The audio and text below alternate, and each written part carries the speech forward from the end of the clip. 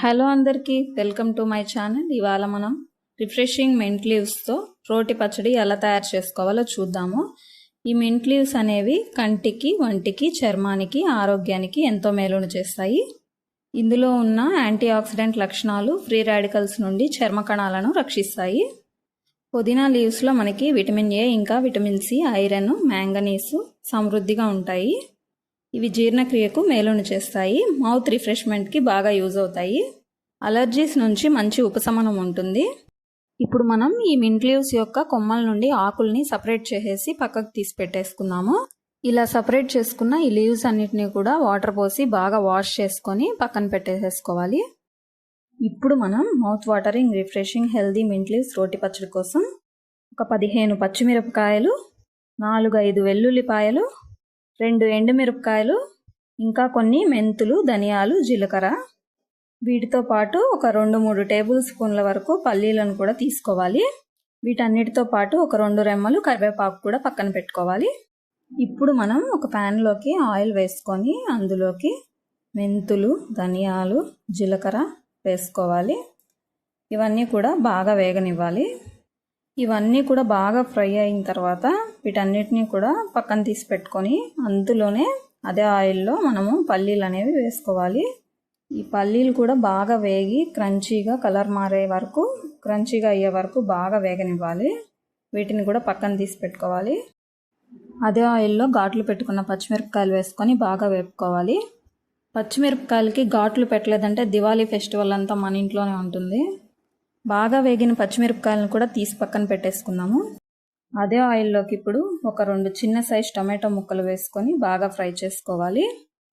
ఈ టమాటోలు బాగా వేగిన తర్వాత అందులోకి ఇప్పుడు ఒక 2 టేబుల్ స్పూన్ల వరకు చింతపండు గుజ్జును వేసుకోవాలి. ఇందులోకి మెయిన్ ఇంగ్రీడియంట్ అయిన పుదీనా వేయించిన వీడియో క్లిప్ అనేది మిస్ అయింది.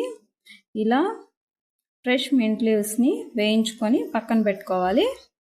ఇప్పుడు మనం ఫ్రెష్ మింట్ లీవ్స్ రోటి పచ్చడి కోసం రోల్ దగ్గరికి అయితే వెళ్ళిపోదాము. ముందుగానే రోలు బాగా వాష్ చేసి పెట్టేసుకున్నాము. ఇప్పుడు మనం వేయించుకున్న ఇంగ్రీడియంట్స్ అన్నీ 1 by 1 వేసుకొని బాగా దంచుకోవాలి. పాత పద్ధతిలో చేసిన రోటి పచ్చళ్ళు అనేవి ఎంతో రుచిగా ఉంటాయి కాబట్టి ఇలా చేసుకొని తినడానికి చాలామంది ఇష్టపడుతూ ఉంటారు. ఇక్కడ పచ్చడి దంచుతున్నది మా అత్తమ్మ. మా ఇంట్లో అయితే పానాసోనిక్ సూపర్ వెట్ గ్రైండర్ ఉంది. బట్ ఆ గ్రైండర్ని ఎప్పుడో అకేషన్స్ అప్పుడు మాత్రమే వాడుతుంటారు. మిగతా అప్పుడు ఇట్లా రోట్లో చేసిన పచ్చడిని మాత్రమే ఎక్కువగా ఇష్టపడుతూ ఉంటారు. పచ్చళ్ళు మాత్రమే కాదు, రోటి పిండి అన్నీ కూడా ఇష్టంగా రోట్లోనే చేసుకుంటుంటూ ఉంటారు.